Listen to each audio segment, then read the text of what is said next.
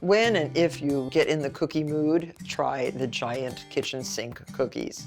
I'm not going to say they're really healthy for you, but they are full of goodness. Your family will adore you for making these giant kitchen sink cookies, and you're going to love these. Have you ever made such a cookie? I have never. So we start first with 2 sticks of butter. Now this dough starts like a really good crispy cookie dough because we're using half light brown sugar and half granulated sugar. 3/4 of a cup of light brown. You could use dark brown if you wish, but the light brown is better. It still gives a molassesy flavor to the dough, but it's not too overpowering. And 3/4 of a cup of granulated sugar.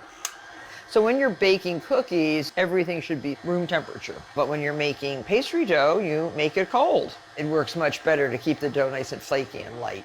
And then I'm going to add 2 large eggs. Now, to keep your brown sugar, once you take it out of the box, I always put like a half an apple into it. Brown sugar tends to get hard as a rock. And you can reconstitute it too if you do that. Now your dry ingredients. 2 cups all-purpose flour, a teaspoon of baking soda, and a half a teaspoon of baking powder. And you can make the dough ahead of time. You could freeze the dough even.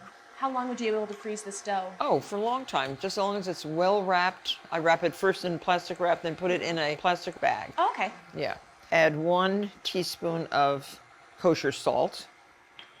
And, oh, I don't want to forget the vanilla either in our egg and sugar mixture. 2 teaspoons of high quality vanilla. And the dry ingredients are ready to add to your cookie dough. This is a heavy dough, and you'll see why. I mean, all of this has to be added. Would you like to come up and just cut the apricots for me, Catherine? Just coarsely like that, just slice them through. I like big pieces of fruit and whole pecan halves. I think the worst thing is when you get a cookie and there's nothing in it, and it's just the dough. Yes. No, this has a lot. Can I substitute any nuts, any flavors, Martha, in this recipe? Oh, yeah, you can add dried blueberries. You could add dried pears, dried nectarines. I mean, there's so many things to choose from. Oh, that's good. Good. So I'm going to add now 1½ cups of oats. They maintain a shape and a crunchiness in the cookies. Don't use instant oats, they're just too soft. And I can put the apricots in there. When someone says to you, coarsely chop the chocolate, we're using little chocolate fèves, how do you chop them? A chef knife will be excellent for it. Well, better than a chef's knife is a serrated knife, because it catches each little fève. Look how easily it goes right through. Serrated knife. A good hint for the home baker. See how nice? Martha, if I didn't have these chocolate pieces, could I put chocolate chips in instead? Oh, you could use chocolate chips, of course. And semi-sweet or bittersweet. This is called the kitchen sink. So basically invented because we had so much dried fruit left over that we decided, well, let's make a cookie using all the stuff, everything. And then this is desiccated coconut meat, nicely sliced, dried cherries, which are so delicious, and the beautiful pecan halves. There, done. All right. So we'll clean up our various messes and we will start to scoop out the cookies. And by the way, have your oven preheated to 350 degrees. So our dough is ready to scoop, and I'm using a ½ cup scoop, although you really should, for 8 cookies, use about 3/4 of a cup. So I'm going to have a sort of an overflowing scoop here. And this can be just put 3, 1. And I'm using rimless sheets, baking sheets. You can use rim, but that would only take 2 cookies. You don't want the cookie to run into the sides of a pan because you want round cookies. And I'm using parchment paper.